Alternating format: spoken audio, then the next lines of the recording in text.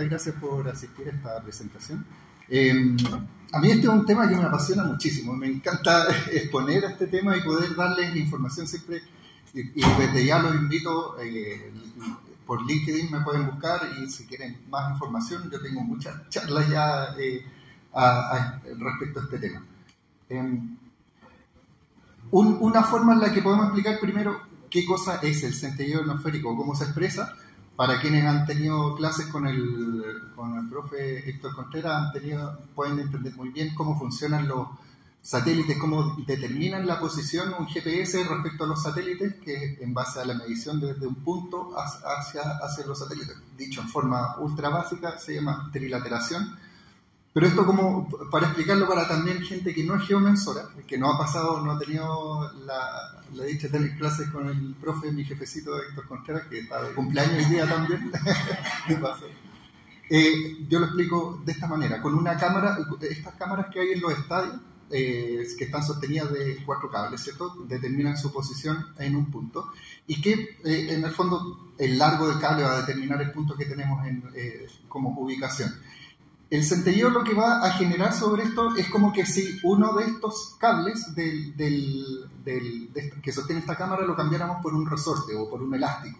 Ya no va a tener una posición estable. Y eso es más o menos lo que pasa con el centelleo. Ahora, ¿cómo se genera eso? Es porque la distancia que está midiendo desde el satélite hasta la Tierra, a través de esta posición, de esta distancia que se mide de manera electrónica, está variando por el efecto de burbuja de iones que están transitando por la ionosfera.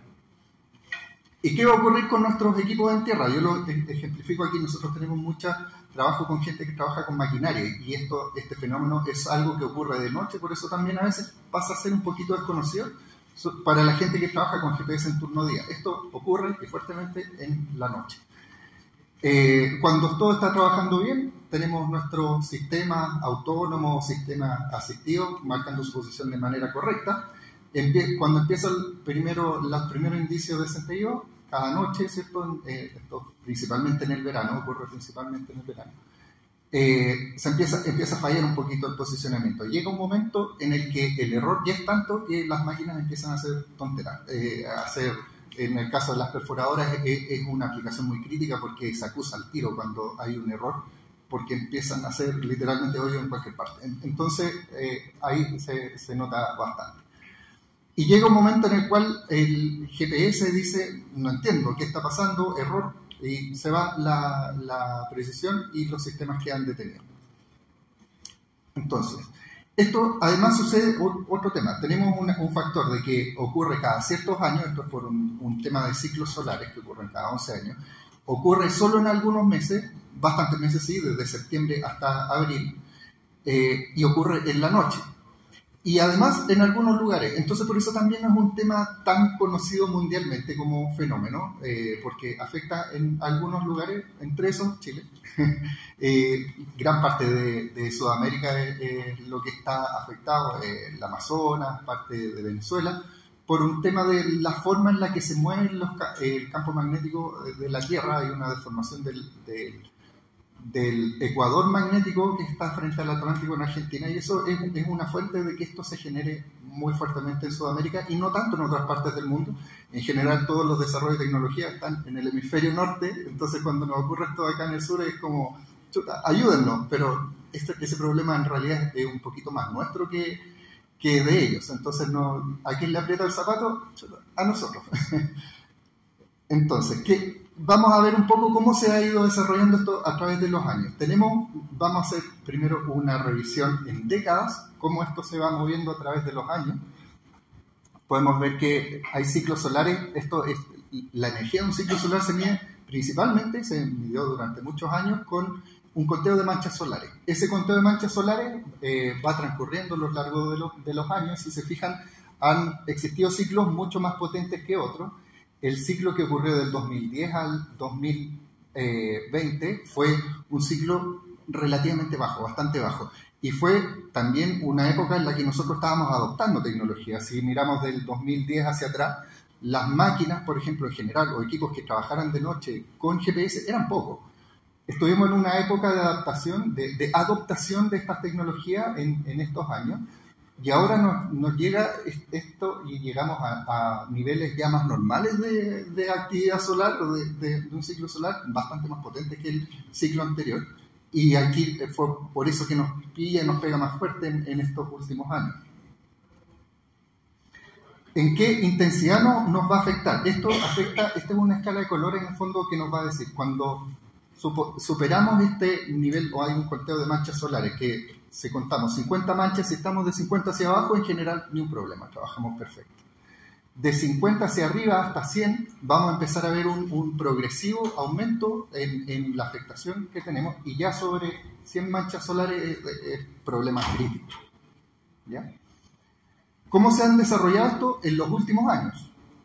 Tenemos un crecimiento que ha venido desde el 2021. En el 2022, quienes hayan trabajado con GPS en la noche deben haber notado que empezó a presentarse este problema y así a lo largo de los años, cada vez con un tiempo de afectación, ahí está marcado un tiempo aproximado de afectación, cuánto tiempo cada noche afecta este centelleo. Ahora, sabíamos que esto iba a venir porque esto es cíclico, no era sorpresa. El tema era con qué nivel nos iba a afectar y qué íbamos a hacer cuando esto llegara. Entonces, en el equipo de investigación y desarrollo nosotros tenemos un sistema y toda esta historia fue también un poco ligada con un sistema que se llama GeoMonitor, en el cual monitoreamos muchos equipos GNSS instalados en diversas faenas, principalmente cosas en maquinaria. Y el GeoMonitor lo que nos daba la gran diferencia respecto a los ciclos anteriores es que ahora teníamos data en vivo almacenada de todo lo que ocurría en la noche para poder ser revisada y estudiada y tomar acción sobre ello. Entonces, el 2021 nos preparábamos para lo que iba a venir. Teníamos una preparación teórica. La teoría nos decía cuál era el estatus en ese momento. Estaba instalado Galileo. Galileo nos traía nos sumaba precisión a los puntos, en estas pérdidas de satélites nos sumaban nuevos satélites que nos iban a ayudar.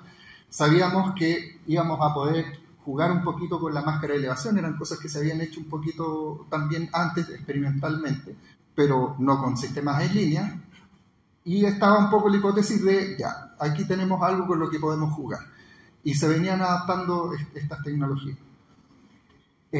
Lo que vimos fue que sí, sirvió un poco el tema de Galileo, pero solo marginalmente. En algún porcentaje recuperaba, si uno comparaba sistemas GPS y GLONASS versus GPS y GLONASS Galileo, tenía un poco mejor de navegación, pero cuando se presentó el centelleo, en el fondo no había mucha forma de experimentar esto antes de que ocurriera. Había que esperar que ocurriera el centelleo y ver cómo afectaba. Sí, se tenía un beneficio, pero marginal. No estaba por lejos ser algo que pudiera ser una solución. Del 2021 al 2022, que fue cuando empezamos a notar fuertemente el problema, porque también la rampla de subida fue muy potente en el nivel de intensidad. Empezamos a ver aquí que aquí cuando pasamos a enero, febrero, superamos las 50 manchas y enero, febrero fue bien potente respecto a lo que se traía antes, que era nada, y apareció este problema y reventó, ¿cierto? Entonces todos nos preguntábamos, bueno, ¿y ahora qué hacemos? Porque el Galileo no está siendo una solución. Con el equipo de investigación y desarrollo empezamos a analizar todos estos datos. Ya teníamos el GeoMonitor corriendo en varios lugares, empezamos a hacer pruebas y una apuesta fue, ok, trabajemos con un sistema que nos pueda controlar los satélites que están sanos, cuando analizar la data de cada satélite y controlar que el receptor prenda y apague el receptor. Y estuvimos experimentando con eso y si bien tenía alguna generación, ayudaba un poco, iba dependiendo de la intensidad del centelleo. Cuando eran centelleos medianos y suaves, sí servía, pero cuando ya eran más fuertes, no. Eso ya se empezaba a escapar porque empezaba a afectar todos los satélites. Entonces, si empezaba a botar los satélites sanos, terminaba, quedándome con los que no estuvieran afectados, al final los perdía todos, ¿cierto? Y es un poco lo mismo que lo que hace el GPS. Él está internamente calculando cuál es su error, cuánto le está entregando de error cada satélite y los empieza a botar cuando no le sirven. Y uno ve, estoy perdiendo satélites. No, no se han perdido, siguen ahí, el equipo los sigue rastreando. El tema es que no lo está aplicando en la solución. Hicimos varios estudios, trabajamos harto en equipo para poder ir buscando soluciones. Y me acuerdo esto, un punto, esto fue una publicación que hice en LinkedIn a mí, que se las comparto un poco. Esto pasa un poco con la innovación, que uno empieza a buscar caminos para encontrarse, y no encontré una analogía que me pasó un día que salí a trotar en la playa en un cerro que va junto a una playa. Y se parece mucho cuando uno está corriendo por un sendero que no está demarcado. Igual que la innovación, tú no sabes bien para dónde vas y de repente te metes en una senda y llegas en un lugar en el cual te quedas atrapado y no, te queda otra que devolverte y continuar y buscar un nuevo camino. Eso es como muy parecido a la innovación, pero también pasaba en este sendero en particular, que uno en el camino empieza a encontrarse con gente y tú mientras más te vas alejando en el camino, la gente cada vez empieza como a apoyarte más, empieza a ser más amable porque te encuentras, igual que en esto, en una ruta en la cual estás corriendo solo en medio de un cerro, te encuentras con alguien y esa persona va a ser amable porque te encuentras con alguien que está en la misma condición. Aquí nos encontrábamos un poco en eso, estábamos buscando algo que era muy específico y empezamos a encontrar varios partners de distintas compañías principalmente, ¿cierto? Que decían, ya sí, busquemos soluciones, vamos apoyando. Y uno empieza a generar innovación y con los mismos compañeros de trabajo, en el equipo, en el cual se empieza a generar una pasión por entender y llegar a un destino. ¿Qué pasó el año siguiente? Emerge una solución. En el 2022-2023 ya estábamos con niveles fuertes de centelleo. Y una solución que aparece es trabajar con Exfil RTX. Esto es un sistema en el cual técnicamente, ¿por qué esto termina siendo muchos geomensores, ¿cierto? Los que trabajan con este equipo entienden lo que es Exfil RTX. La diferencia que tiene técnica es que en vez de trabajar con una estación base en tierra, vamos a recibir las correcciones desde un satélite. La gran diferencia es que, en el fondo, la medición que yo haga en tierra también está afectada por centelleo, ¿cierto? Por la estación base. Y lo que está tratando de hacer un equipo GPS en alta precisión es resolver este set de errores de órbita de satélite, ajuste de reloj. Son varios errores que está tratando de corregir.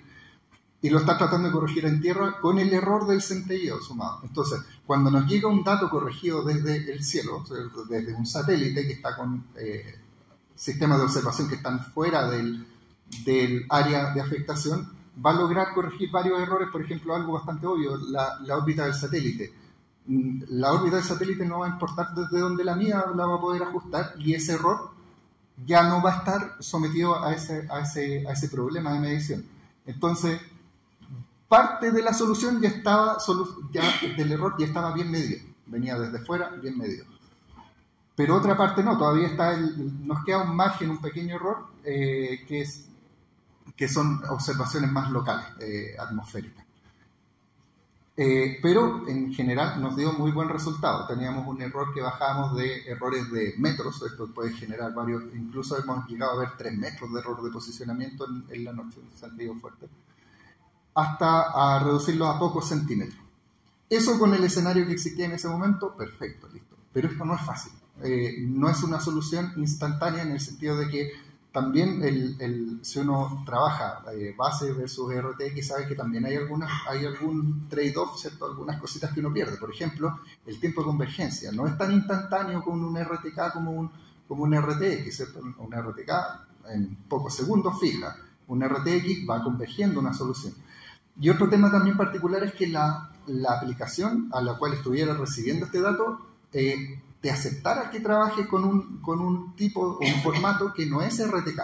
Y esa fue una brecha importante, que en el fondo había que ya empezar a trabajar con los fabricantes de máquinas de que aceptaran este nuevo formato, y no es algo fácil, sobre todo cuando hablamos de máquinas que trabajan en forma autónoma por un tema de seguridad. Tienen que ellos validar que esto es una real solución. Entonces, ¿qué le estaba pasando a estas maquinitas todas las noches? Cada vez que ocurría el centelleo, empezaba a generarse un error primero. O sea, primero estábamos trabajando bien, a eso a las 9 de la noche en general, estos horarios cambian, ¿cierto? Día a día. no es estándar, pero más o menos pasa esto de que hay un tiempo en el cual se empieza a meter el centelleo a afectar a algunos pocos satélites y empieza a tener algunas desviaciones. Después hay un tiempo en el cual se empieza a generar un error no advertido. El GPS dice que está fijo, pero te está entregando una posición con error. Y después cae a un tiempo en el cual no hay alta precisión. El GPS dice, no tengo precisión, no puedo entregar posicionamiento. En este momento, aquí cuando empiezo a tener un error que cruza una barrera, ¿cierto? Un umbral, yo debiera detener la operación de los sistemas autónomos o en general de navegación. Eso en general no estaba ocurriendo y no había mucho control respecto a lo que sucedía. Esa fue una motivación para generar dentro de este sistema de GeoMonitor un sistema de semáforo que nos advirtiera la navegación, pero a su vez también, como teníamos en la navegación con Exfil RTX, ¿cierto? Que esta solución paralela era el desencadenador de que nos dijera, en este momento nos cambiamos, porque queremos trabajar todo el día en RTK, que es una buena solución, salvo en el momento de centelleo, que es cuando necesitamos este backup. Entonces el GeoMonitor lo que hacía era, a través de programación, hacer este monitoreo de condiciones satelitales y a su vez también generar el cambio al nuevo formato.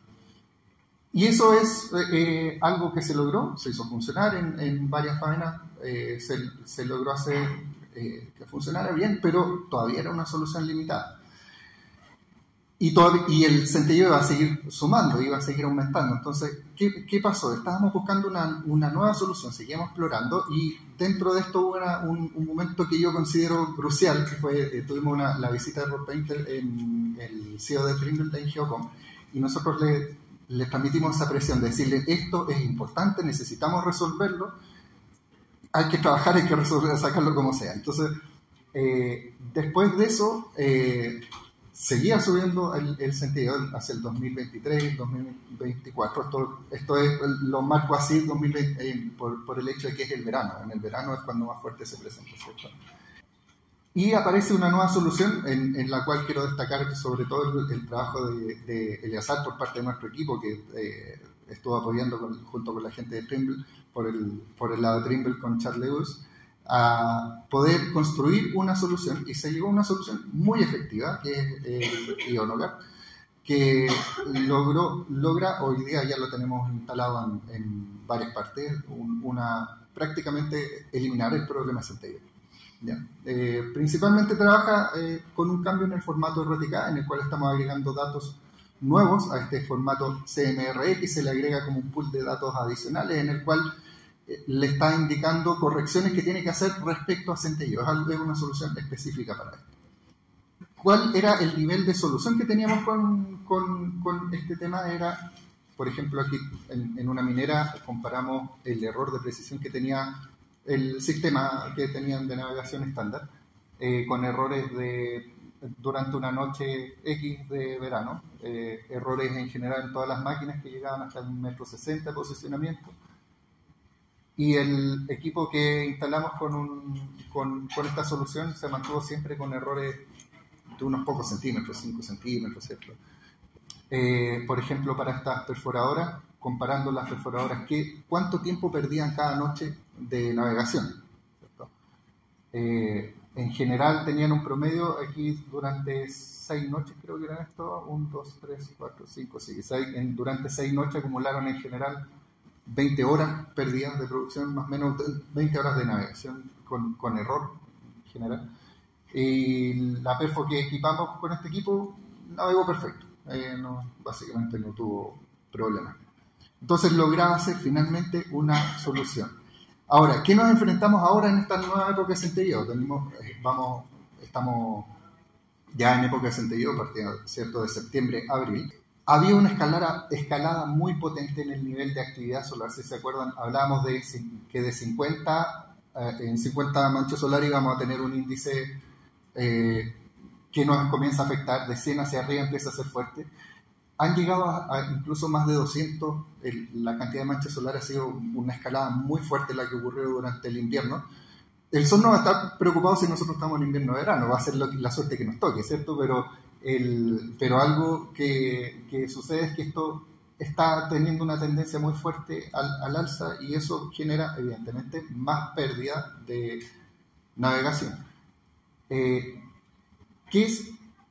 ¿Cómo podemos saber qué tan afectados vamos a estar? Eso fue una pregunta bien recurrente, como entender, oye, ¿cuánto me golpea este tema? Para poder estudiar ese tema, lo que históricamente se miraba era la cantidad de manchas solares, que eso, si se fijan acá, está de 1750, existen datos respecto a eso, que tiene una periodicidad, todo que está bien medido. Pero lo que nos importa en realidad es cuánta es la energía que está emitiendo el Sol, porque eso va a determinar cuántos electrones se cargan en la ionosfera y a su vez eso va a ser lo que genera el centello. Un dato más estadístico que medir o un dato más científico comparado con medir las manchas solares es literalmente medir la energía solar, y para eso existe otro parámetro que se llama el flux 10.7, es un flujo de energía, ¿cierto?, medio del Sol, y que tiene una correlación bastante cercana. Si ustedes comparan aquí las curvas de estos dos datos, en general son bastante similares, pero no son idénticas. Fíjense que aquí, por ejemplo, tienen en algunos valores un poquito distintos, ¿cierto?, que mes a mes, cuando uno los compara mes a mes, son un poquito distintos. Entonces, cuando hicimos correlación, lo que fue tomar estas correlaciones respecto a centelleo. El centelleo uno lo puede ver históricamente en la página de Trimble del GNSS Planning, y ver diariamente cuántas horas de centelleo hay.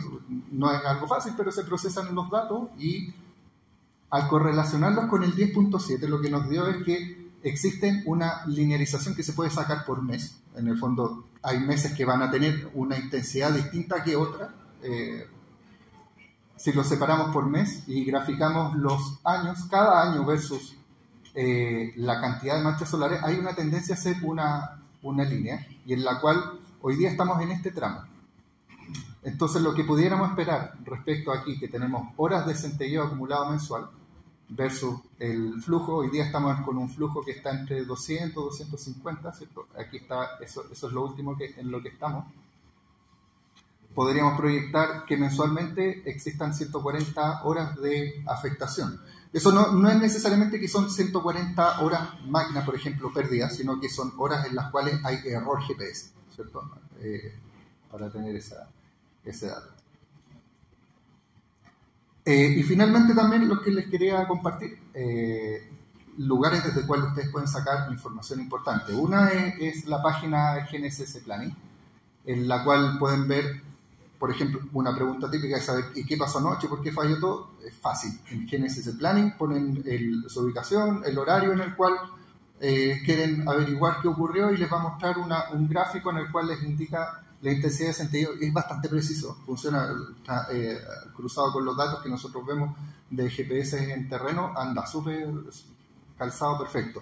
A veces ocurre que nos dicen, oye, ¿hay centelleo ahora en el día? No, lo que te está ocurriendo no es centelleo, ocurre otra cosa, pero no es centelleo. Ese búscalo, y ese problema escárvalo, porque puede ser otra cosa. Cuando es centelleo en general, salvo que uno ponga una solución como el Ionogat para solucionar este tema, no va a haber mucho que uno pueda hacer al respecto. Y otra página bien buena respecto a información es spaceweather.gov, es una página del NOAA de Estados Unidos que entrega información respecto al estatus del Sol, cuando ocurren tormentas solares, tormentas geomagnéticas, que uno con eso va viendo cómo se dan todos estos datos de manchas solares y el 10.7, todo eso está en esta página. Y también yo comparto harta información de esto mismo en mi LinkedIn. Y por último, agradecer a mi equipo. Todo esto, yo soy aquí la cara bonita, bueno, quizás no tan bonita, pero la cara respecto a esto, pero tengo todo el esfuerzo de un equipo que trabaja apasionadamente con este tema, nos encanta, y son puros cabros secos para este tema. Así que eso, muchas gracias.